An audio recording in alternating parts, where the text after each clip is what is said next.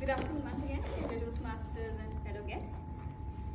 Am I doing enough in life, at work, in Toastmasters?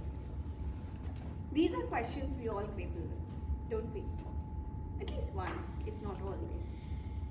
And this is also one of the key questions that Toastmaster Ravi helped us or nudged us into thinking once again about today by questioning about our comfort zones and how long we continue to decide to stay in the comfort zone. And he did that he opened it with a classic comfort zone piece, which is humor for him as a speaker.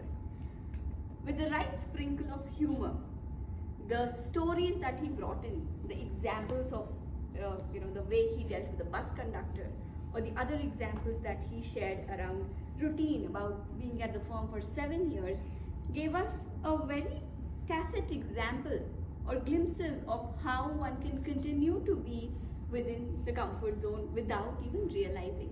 So that's a beautifully brought content, and also instances of using a prop like a chair and using the entire stage space, which he did a wonderful job of. Starting with the question in itself was a great hook for the audience, that we kind of stayed curious about what is coming next. His examples were good. The lesson that he emphasized upon towards the end was good.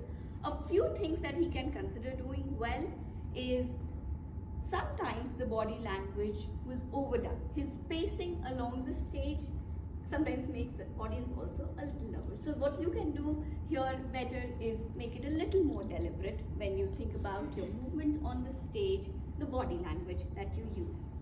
Then your storytelling is amazing. You could do better with an improved command of the language, right? What you can consider doing for this is maybe listen to podcasts every day, even if it's just for 5 minutes.